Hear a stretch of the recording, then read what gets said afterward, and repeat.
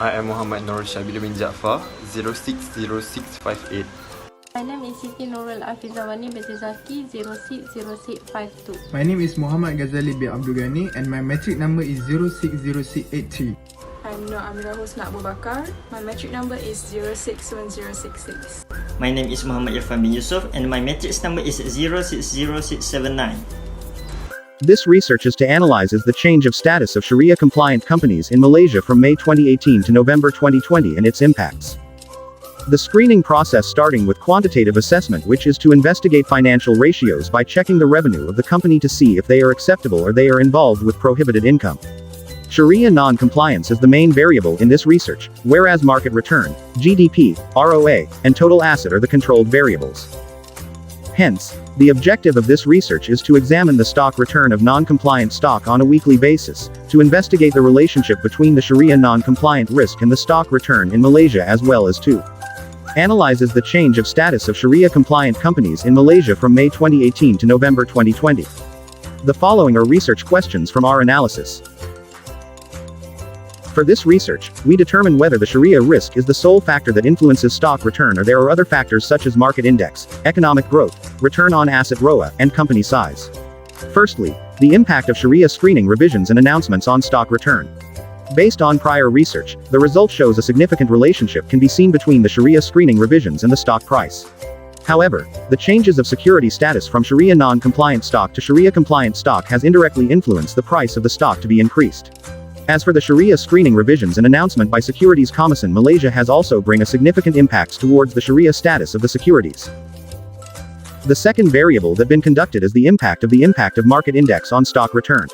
The prior research indicates that there is a significant impact from the connection between market index and stock return. Next, the impact of economic growth, which used GDP per capita as an indicator towards stock return.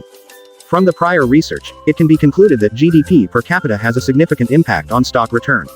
The analysis reveals that, when compared to other variables, GDP domestic product is the most important element that influences stock return.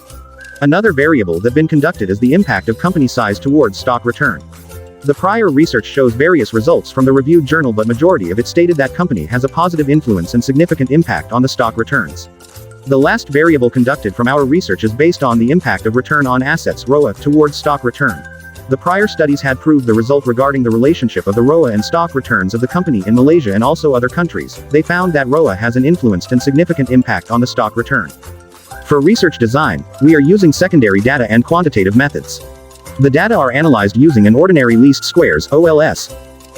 For data description, the data that are being used as secondary data, which are stock return as the dependent variable and non-Sharia risk, Islamic market indices, economic growth, ROA, and total assets as the independent variable. The data of stock return is acquired by collecting the data of the stock price from the Yahoo Finance website using a weekly basis. As the non-Sharia risk is not numerical data, the data is collected using the dummy variable, which the outcome as 1 denotes as non-compliant whereas 0 denotes as compliant. For Islamic market indices, we are using FBM Hijrah Sharia indices by collecting data from Bursa Malaysia on a monthly basis.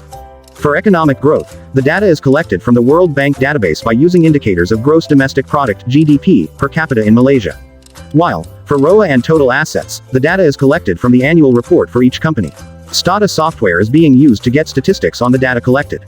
By using Stata, ordinary least squares OLS regression is being used to significance between variables, and multiple regression is being used to identify how the variables are related to the change of stock return.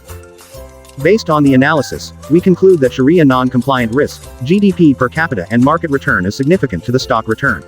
The coefficient of Sharia non-compliant risk is positive and significant at the 1% level, 0.008 less than 0.01, suggesting that Sharia non-compliant risk has an impact on stock return. The performance and return of stock in Sharia non-compliant company is greater compared to the Sharia compliant company. From the perspective of Sharia, this is unfavorable because it signifies that the investors are more inclined towards higher risk stock in order to attain higher return. This is in line with the conventional theory of finance, which is high risk, high return. However, higher risk is associated with uncertainties, therefore the investors will be exposed to the risk of huge losses as well. Secondly, the coefficient of market return is positive and significant at the 5% level, 0.011 less than 0.05, suggesting that market return has an impact on stock return.